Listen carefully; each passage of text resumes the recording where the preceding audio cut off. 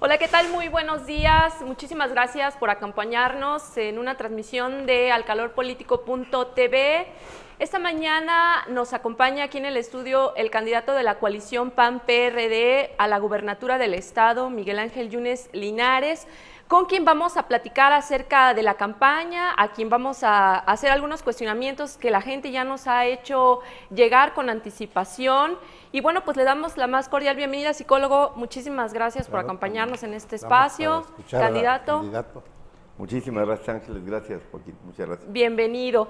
Bueno, pues está prácticamente por concluir el periodo de la campaña. ¿Cómo va? ¿Cómo ha sentido todos estos días? Háblenos acerca de sus recorridos por el Sí, estado. con mucho gusto. Bueno, estamos allá unas cuantas horas realmente de la elección. Yo he hecho una campaña intensa, una campaña de mucho contacto con los veracruzanos. Mi decisión fue programar la campaña de tal manera que los temas fueran quedando muy precisos, muy claros, semana por semana.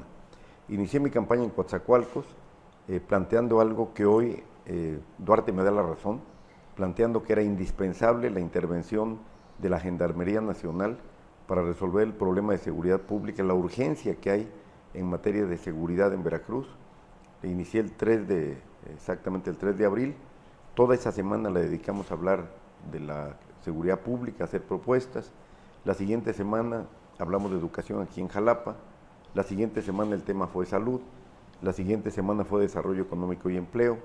Posteriormente desarrollamos un tema que es muy importante, que tiene que ver con agroindustria, fundamentalmente azucarera, fundamentalmente, que es la más importante de todas realmente.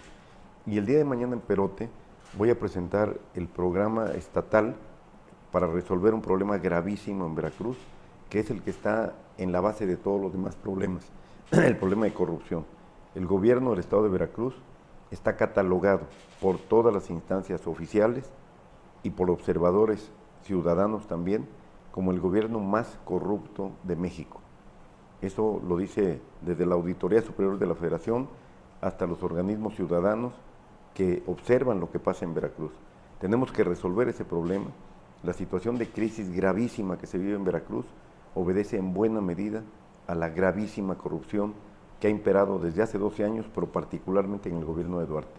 Mañana doy a conocer en Perote este programa. Mañana le diré a los veracruzanos qué vamos a hacer en materia de transparencia y combatir firmemente la corrupción para que los recursos, tanto los que llegan de la Federación como los que se generan en el propio estado de Veracruz, sirvan realmente para beneficio de los veracruzanos. Después de la primera entrevista que estuvo aquí con nosotros, que fue hace un mes más o menos, ya has seguido sintiendo al pueblo. ¿Cómo siente al pueblo veracruzano en este momento en que, bueno, las propias campañas han cambiado mucho del esquema que existía? Hay propuestas de diversos candidatos, de los 7 candidatos, pero ¿cuál es el ánimo que siente la población entre los votantes que van a ir el 5 de junio? Bueno, yo veo un pueblo de Veracruz muy agraviado, muy agraviado, muy lastimado por este gobierno. Las campañas calan, las campañas, si te metes como yo lo hago, a hablar realmente con las personas, a dejar que quien quiera hacer uso de la palabra, haga uso de la palabra, como sucede en mi campaña, como ser humano te impactas. Quiero comentar 2 temas, por ejemplo. El tema de desaparición de personas. Llegué a Matitlán hace la semana pasada, cerca de Cosamaloapan, y me bajé a hablar entre el público y las personas me pidieron hacer uso de la palabra. Entonces, pidió la palabra una señora, me dijo: licenciado, la policía estatal se llevó hace una semana a mi hijo y ayer lo encontramos muerto en Tierra Blanca. Mi hijo era un joven, deportista, estudiaba, trabajaba, me ayudaba a sobrevivir. Hoy yo tengo temor de la policía. Donde veo a la policía estatal, huyo, me escondo como perrito, fue la expresión que utilizó. O la expresión de una joven de 17, 18 años en Pueblo Viejo, que al bajarme del presidium y platicar con la gente, me dijo algo que realmente me conmocionó. Yo estuve a punto de veras en serio de que se me derramaran las lágrimas. Me dijo: licenciado, haga algo por la salud. La semana pasada se murió mi bebé de 11 meses porque no había oxígeno en la clínica. A esos niveles hemos llegado. Veracruz está en situación de desastre. Y como candidato, pero más que como candidato, como ser humano, después de mes y medio de recorrer Veracruz, de recorrer sus carreteras, de hablar con la gente, de interiorizarte en lo que la gente piensa, lo que la gente dice, te das cuenta de que realmente el daño que le han hecho a Veracruz es un daño estructural. Yo sostengo frente a todos los veracruzanos que es injustísimo lo que hemos aguantado y lo que hemos sufrido durante este tiempo. Y sostengo también, y cada día con mayor firmeza y cada día con mayor convicción, que este gobierno no se puede ir sin antes ser sometido a la acción de la justicia. Que Duarte le causó un daño gravísimo a Veracruz, que se robaron el dinero de los veracruzanos, que se robaron el dinero de las medicinas, que se robaron el dinero de la universidad, que se robaron el dinero de los pensionados, que se robaron el dinero de los caminos, se robaron el dinero de la seguridad. Y no lo digo yo, lo dice la Auditoría Superior de la Federación, que ya ha presentado denuncias. Ahí están las denuncias dormidas por el encubrimiento al gobierno de Duarte. Yo no permitiré que esto suceda. Duarte no se va a ir con las maletas llenas a disfrutar de los miles de millones de pesos que le robó a los veracruzanos. Duarte va a la cárcel y a devolver lo que se robó. ¿Este desfalco no viene del sexenio anterior también? Viene desde el sexenio de Fidel Herrera. Hay denuncias presentadas también contra secretarios del gobierno de Herrera, por ejemplo, contra Pablo Anaya, que fue secretario de Salud. Tengo las denuncias a la mano. Hay denuncias contra el último secretario de Finanzas de Fidel Herrera. Y algo que es muy importante y muy grave, están denunciados penalmente los 6 secretarios de Finanzas que ha tenido Duarte durante su gobierno. Es decir, la corrupción a todo volumen, la corrupción sin medida. No es posible que esto suceda, que esto siga así, y sobre todo no es posible la impunidad. ¿Qué es lo que ha pasado? Y también lo he visto en la campaña, que la misma corrupción que está en la punta de la pirámide permeó y hoy está en la base de la pirámide. Por eso un agente del Ministerio Público puede ser corrupto y puede tener el apoyo moral, entre comillas, que no lo tiene obviamente, de decir, si el gobernador se roba el dinero, pues yo también me voy a llevar dinero a la bolsa. O un agente de tránsito.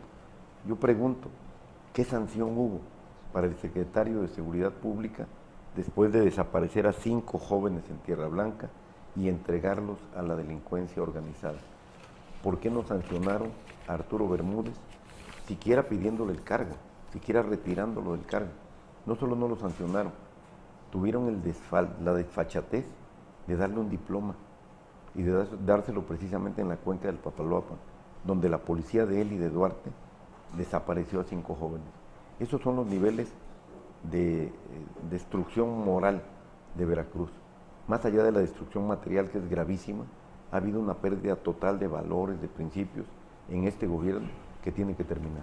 Candidato, nos hacen llegar por las redes sociales, vía correo electrónico, vía Facebook, vía Twitter, diversas preguntas de personas que se identifican. Por ejemplo, Flavio Alberto López Hernández dice, ¿podrá mencionar los nombres de los servidores públicos que ocuparían las secretarías de Estado, ya sea Finanzas, Educación, Seguridad Pública, en caso de ser electo como gobernador, y así tener más claro el equipo de trabajo que estará sirviendo a Veracruz, porque un gobernador no lo es todo?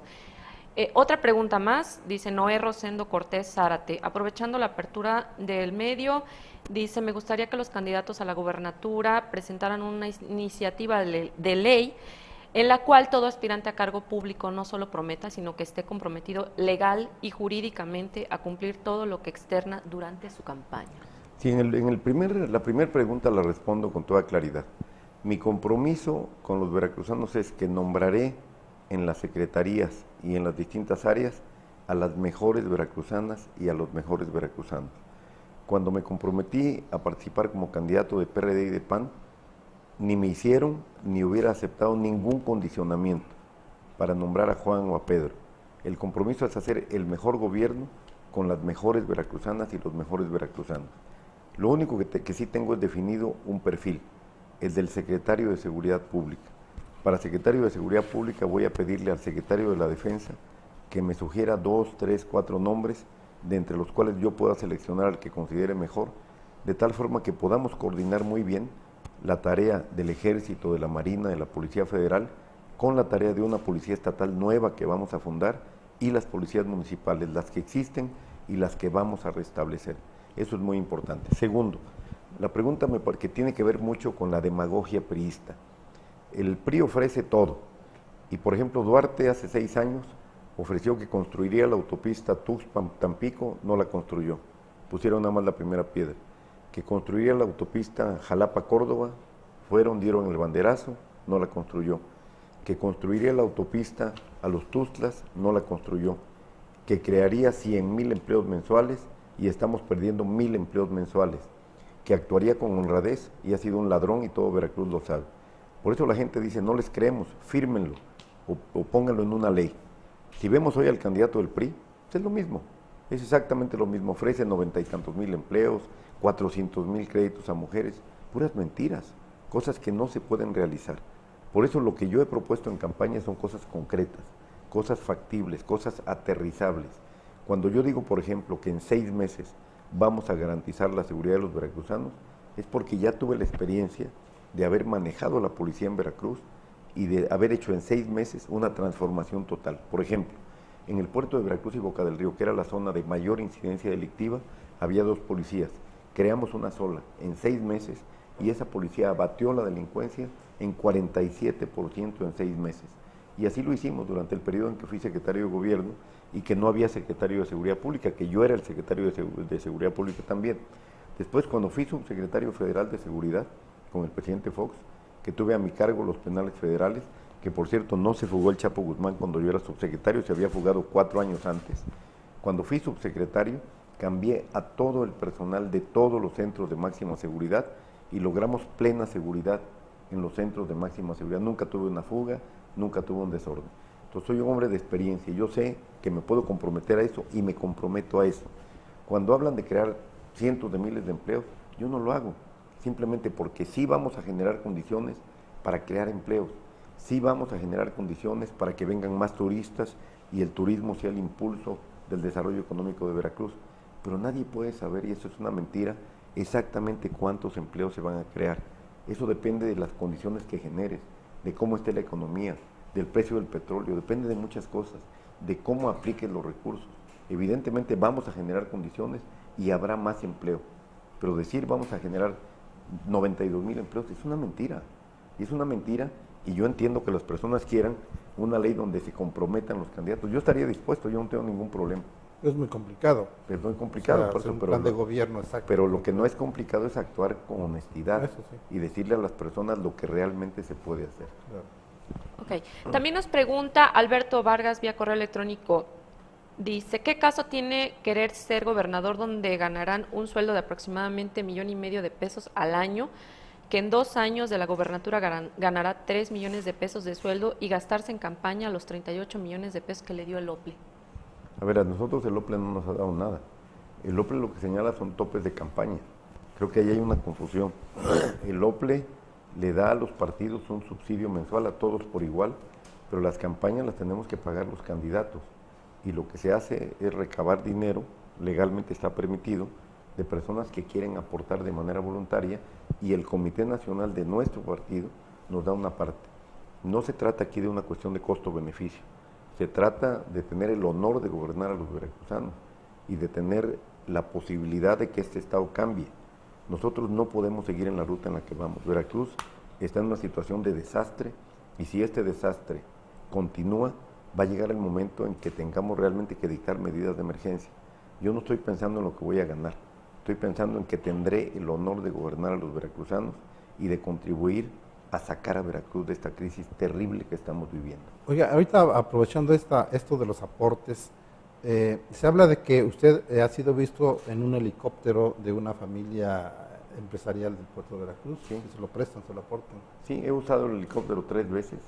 Ayer lo usé para volar de Veracruz a Coatepec, lo usé para volar a Cosamaloapan el 10 de mayo y lo usé en alguna otra ocasión 3 veces.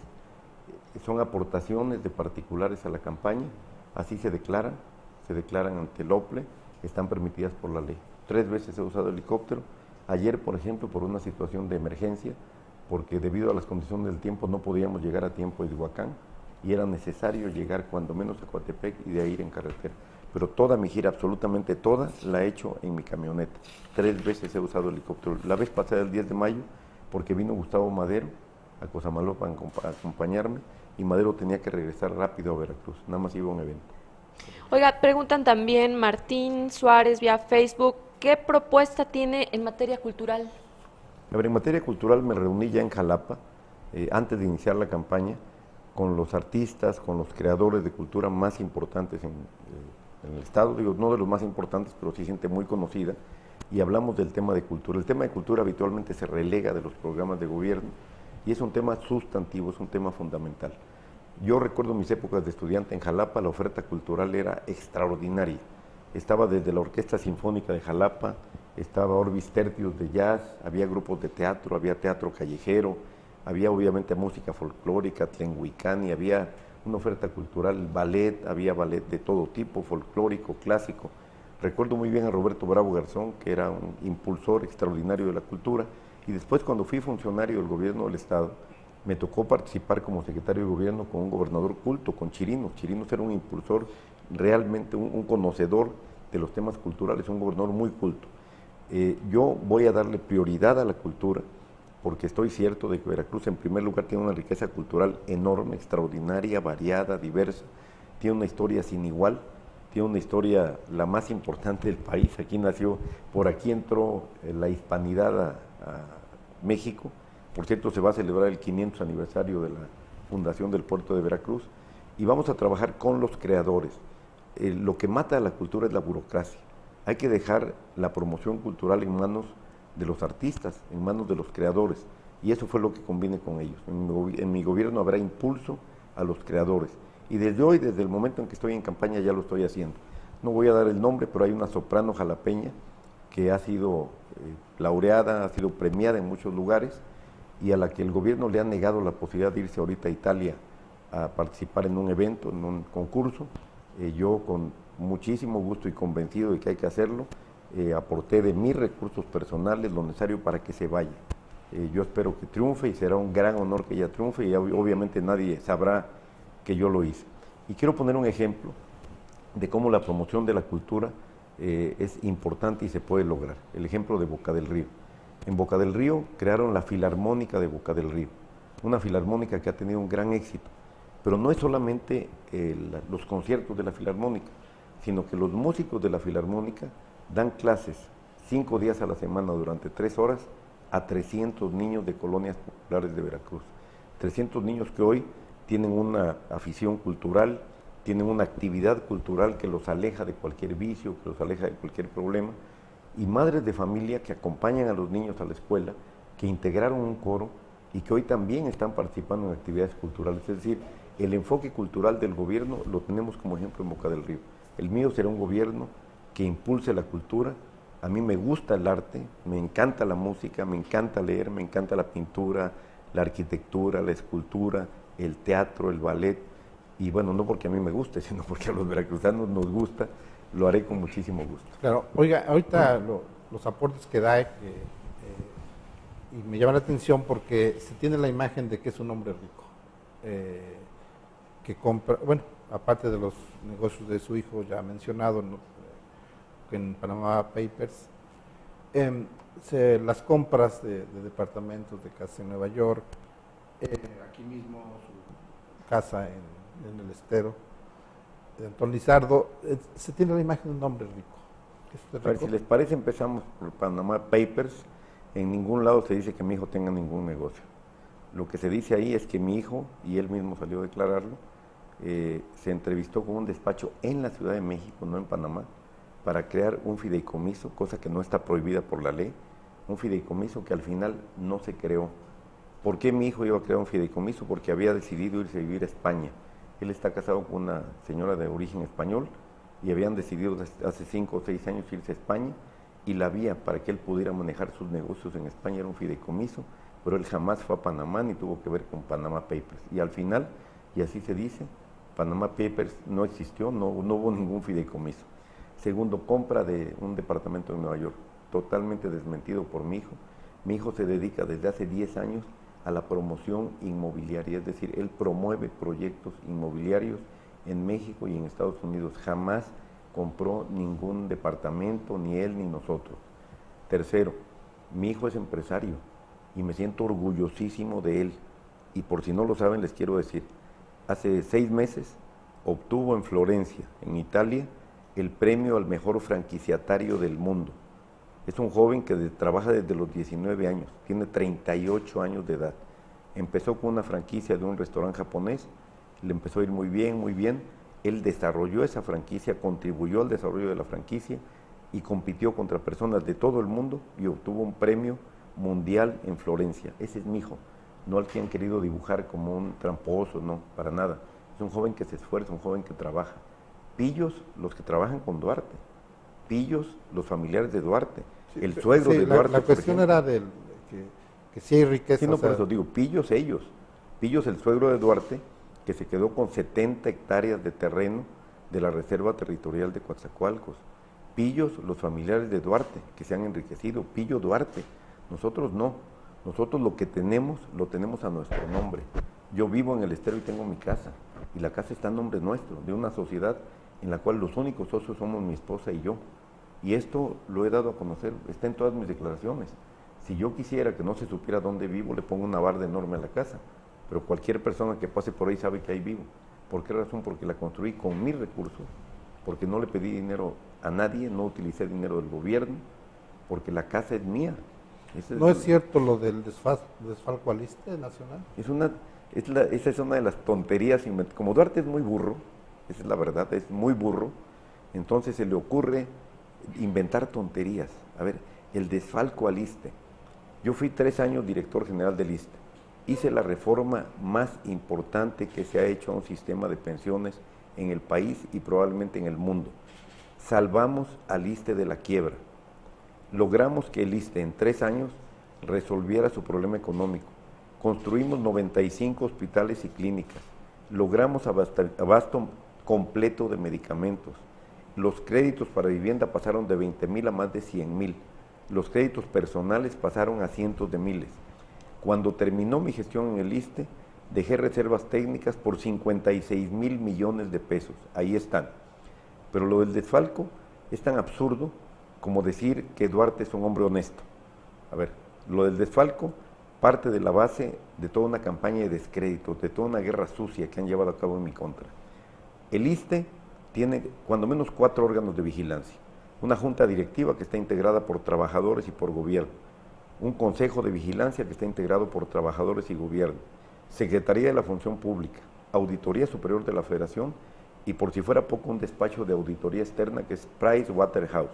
Es decir, es el organismo del gobierno federal más vigilado y más supervisado. Yo le pido a quienes nos están viendo que entren a la página de la Secretaría de la Función Pública y que busquen mi nombre y que chequen ahí si he tenido alguna vez siquiera una observación en el ISSSTE. Jamás. Lo que sí tuve fueron muchos reconocimientos que agradezco, porque hicimos una gestión limpia y una gestión eficiente en el ISSSTE. Candidato, ayer dio una conferencia de prensa muy larga en el puerto de Veracruz, derivado de los señalamientos de esta chica que aparece en una entrevista en SDP Noticias. Sí. Yo la entrevisté después, yo le hice otras preguntas relacionadas, que si le constaba, que si sabía ella que en ese momento con esta entrevista estaría beneficiando a alguien, entre otras muchas cosas. Yo sí le quiero preguntar, ayer usted en esa conferencia de prensa dijo que, bueno, va a proceder legalmente contra algunas personas, no contra ella, no contra su primo Héctor, pero dijo que usted sabía por qué la chica lo había hecho, pero no abundó más. ¿Por qué dice que sabe que lo hizo? ¿Por qué lo hizo? No, mire, no voy a abundar, porque en todo caso la responsabilidad no es de esta joven. Ella de repente se aparece en Veracruz, en el Distrito Federal, dice que la mueve una causa justa, dice que la mueve el temor de que yo llegue a gobernador y que yo abuse de niños desde el gobierno, o que autorice, así lo dijo ayer en un canal de televisión, el tráfico de niños. Jamás me acusa de haberme visto en actos indebidos, me acusa de que yo conocía a una persona, etcétera. Y llama la atención el hecho de que en forma tan espontánea alguien haya venido desde Cancún, se haya presentado con ustedes. Seguramente Silva les pidió que la entrevistaran. Digo, aquí hablamos claro. Bueno, digamos, el que la promueve es Silva, el coordinador de comunicación social del gobierno. Él la lleva al Universal, la lleva a todos los periódicos, la lleva a Milenio, la lleva a todas partes. Yo no lo voy a juzgar. Yo lo único que digo es que ayer presenté documentos que durante 12 años no presenté. Y quiero recordar algo. Hace 6 años exactamente en la campaña, hicieron exactamente lo mismo. Fidel Herrera y su esposa organizaron en Jalapa el Congreso Internacional contra la Pederastía, tratando de vincularme con este tema asqueroso. ¿Y cuál fue la consecuencia? Se le volteó el chirrión por la varita, como dicen, como no sé cuál sea el dicho. Ustedes entrevistaron al Procurador de Justicia de Quintana Roo, y aquí traigo la entrevista, al calor político del 20 de mayo de 2015. No sé si ahí la vean. Aquí en esta entrevista, lo que el Procurador de Justicia de Quintana Roo dice concretamente, claramente, ahí se ve. Dice, niega Procurador de Justicia que se le investigue a Yunes Linares por el delito de pederastía. Ustedes lo publicaron. Ustedes saben desde hace 6 años que esto es una mentira. Cuando entrevistaron a la joven, creo que lo correcto hubiera sido decirle, oye, pero hace 6 años dijeron que esto era mentira. Después es que ella no había salido a decir lo que está diciendo. No, perdóname. Perdón, mire, a ver, Joaquín, está cuestionando la labor ver, periodística. A ver, perdóname. O sea, no estoy cuestionando nada. Lo único que digo es que esta persona, evidentemente, tuvo toda la oportunidad durante 18 años, de decir lo que vino a decir precisamente antier, a 15 días de que terminara la campaña. A ver, el tema no es ella. El tema es la bajeza de Héctor Yunes. El tema es cómo Héctor Yunes llegó tan bajo, cruzó los límites de cualquier norma ética. Cómo Héctor Yunes escupió el apellido Yunes. Cómo Héctor Yunes se atrevió a llamarme asesino, pederasta, violador. La única razón que lo mueve es su ambición de dinero y de poder. Hasta hace unos meses, la relación con Héctor era extraordinaria. Y yo ayer lo acredité. La relación con su hija, Andrea, que de todos sus hijos es la más cercana a mí, la relación con Andrea era una relación cercana, afectuosa. Eventualmente corríamos en el bulevar, como ella misma lo dice en los mensajes que ayer leí. Me mandaba mensajitos, me mandaba fotos de sus sobrinas. Una relación muy cariñosa, como la tengo con casi todos mis sobrinos. Y de repente Héctor se da cuenta de que yo soy lo peor, el peor individuo en el mundo. Yo me pregunto, ¿y por qué Héctor permitió que yo tuviera esa relación con su hija? Esa relación de cariño, de tío. Esa relación si sabía que yo era un monstruo. No, ahí la única razón se llama ambición de poder y dinero. Héctor le vendió su dignidad a Duarte. Héctor le vendió su conciencia a Duarte. Y el compromiso con Duarte, y hoy se va a dar a conocer un video muy importante, el compromiso con Duarte fue encubrirlo. El compromiso con Duarte fue que Duarte lo ayudaba. Duarte le dio 500 millones de pesos a Héctor a cambio de que lo ayudara para no ir a la cárcel. Quieren de cualquier manera que yo no llegue al gobierno del Estado porque Duarte sabe bien que lo voy a meter a la cárcel a él y a sus cómplices. Y los voy a meter porque lo merecen, porque dejaron a Veracruz en la desgracia, porque hoy Veracruz vive un desastre total como consecuencia de la corrupción brutal de Duarte y de todo ese equipo. Candidato. Equipo con el cual Héctor se alió. Héctor vendió su conciencia. Pregunta Héctor Jesús. está condenado. Héctor está condenado a la vergüenza. Ayer escuchamos eso. Sí, claro. Candidato, pero quise repetirlo Jesús, aquí, porque este medio tiene mucha difusión. Fíjese, bueno, estamos obligados, Claro. pedimos a la gente que nos hagan llegar Sí, sus preguntas encantado, y bueno, estamos obligados a que en este tiempo le demos voz a todas esas personas. Se identifica Jesús Jiménez vía correo. ¿Por qué si ustedes como candidatos hablan de la familia como base de la sociedad veracruzana, hablan pestes entre Héctor y usted? Al ser primos, hermanos, defienden a sus sobrinos por su parte, al decir que si Héctor sabe que es un pederasta, ¿por qué lo deja usted, Miguel, ser tan cercano a su hija? Y Héctor, por su parte, le recrimina el manchar la carrera de su hijo, Miguel Ángel Yunes Márquez. ¿Por cómo van a poder gobernar si entre su misma familia se hacen las cosas que se hacen? A ver, pero qué ¿Cómo bueno queda que esta familia? Me encanta que me haga esa pregunta. Jamás me he metido con la familia de Héctor ni con Héctor. Nunca, absolutamente nunca. Y lo digo, esta es mi cámara, ¿verdad? Viendo esa cámara. Nunca he faltado al respeto ni a Héctor, ni a su esposa, ni a su ex esposa, ni a sus hijas. Al contrario, cariño, respeto, cercanía, afecto, toda la vida. Nunca me atrevería a faltarle al respeto a un familiar ni a nadie. Mi campaña ha sido una campaña totalmente limpia. Yo podría haber tenido la posibilidad de denunciar a Héctor por lo que fuera, En campaña llegan miles de documentos, de papeles, de temas. Lo que hice fue tirarlos a la basura y punto. Y continuar con una campaña limpia. La mía no ha sido una campaña sucia. Ayer tuve que salir a defenderme y me defendí con valor, con dignidad, con gallardía, con hombría y con documentos, pero en ningún momento el día de ayer agredí a Héctor. Le dije a Héctor lo que es, lo que hizo es una canallada. La acusación de pederastía en mi contra es una canallada y él lo sabe. Él sabe perfectamente bien quién soy. Somos hijos de hermanos, somos primos hermanos. Yo no soy ni un corrupto, ni un asesino, como lo dijo, ni un pederasta. No soy ninguna persona que se haya dedicado a delinquir toda su vida, como le dijo, ni un pervertido tampoco. Por eso, el cuestionamiento a Héctor, ¿cómo si tú sabías que yo era todo eso y sabías de mi relación cercana, cariñosa con tu hija, permitiste que tu hija estuviera cerca de mí? Le hubieras dicho, oye, retírate de tu tío porque es un pervertido, porque es una persona mala. Esto no, yo no me meto con nadie, mucho menos con mi familia. Héctor va a llevar la vergüenza de no poder ver de frente nunca, ni siquiera a sus hijas, porque sus hijas saben que yo no soy el que Héctor dice. Héctor vendió su conciencia a Duarte, vendió su dignidad a Duarte. Héctor se puso al servicio del peor ladrón que ha dado Veracruz. Señor candidato, en cuanto a las acusaciones, ya son viejas, de cuando fue secretario de gobierno, de los asesinatos de campesinos en Izhuatlán de Madero, ¿cómo está eso? O sea, porque inclusive ahí siguen los testimonios y sigue pues la frecuente uso de ese tema, en que hubo que mandaron a la policía a sacar a los campesinos que aparecieron muertos el día siguiente, y usted dijo que usted era el secretario de Seguridad Pública en ese momento. A ver, en Izhuatlán de Madero murieron 2 policías, que también son seres humanos, y 2 personas más.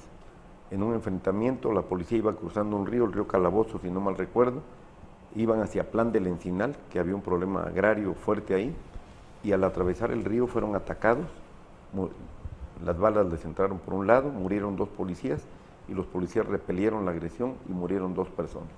Esa es la historia de Izhuatlán de Madero. Yo no estaba en el lugar, yo no ordené que mataran a nadie, se procesó a los 2 policías, y al paso de los años lograron un amparo y salieron libres. Jamás hubo acusación en mi contra, jamás hubo recomendación de que actuaran en mi contra, porque ni yo ordené que actuaran de esa manera, y bueno, la policía lo que hizo fue repeler una agresión donde resultaron muertos 2 policías. Ahí cuando no se contradice usted cuando dice, por ejemplo, yo no ordené que la policía le disparara. Y hace un rato condenaba la actuación de Bermúdez diciendo que él, su policía, hizo eso. O sea, ahí como que no hay contradicción, parejo. Te voy a decir por qué. Porque en ese entonces, cuando sucedió ese hecho, intervino la Comisión Nacional de Derechos Humanos, se cesó a los mandos de la policía. Yo ordené el cese de los mandos de la policía. Yo sí actué, yo no fui omiso. Como había una recomendación, aunque yo sabía que la policía no había sacado a nadie de su casa, ni mucho menos, sino que la policía había repelido una agresión, porque los policías iban atravesando el río, llevaban las armas arriba cuando los agredieron. Como yo sabía que habían sido agredidos, aún a pesar de que sabía eso, cesé a los mandos y fueron sometidos los policías a la acción de la justicia. Eso es lo que se debe hacer. Pregunta vía Twitter Eduardo Cortés Nadal, ¿qué opina de las asociaciones público-privadas como un esquema para tecnificar los hospitales de Veracruz? Bueno, me parece que es una muy buena alternativa y probablemente la única para que en Veracruz tengamos obra pública los próximos años. Yo tuve la experiencia de promover en Veracruz, en el gobierno del Liceo Chirinos, la primer asociación público-privada del país, y me siento muy orgulloso de ello. Estudié muchos meses el tema, y esa asociación público-privada permitió construir el primer tramo de la autopista Veracruz-Jalapa, que fue el tramo Veracruz-Cardel. Fue una asociación público-privada que gobierno del Estado y particulares unieron esfuerzos, se hizo el primer tramo, y con las utilidades de ese primer tramo vino el Liceo Alemán y hizo el segundo tramo hasta Jalapa. Yo creo en las asociaciones público-privadas, más en un gobierno que solo tiene 3,000 millones de pesos de presupuesto para obras. No hay alternativa.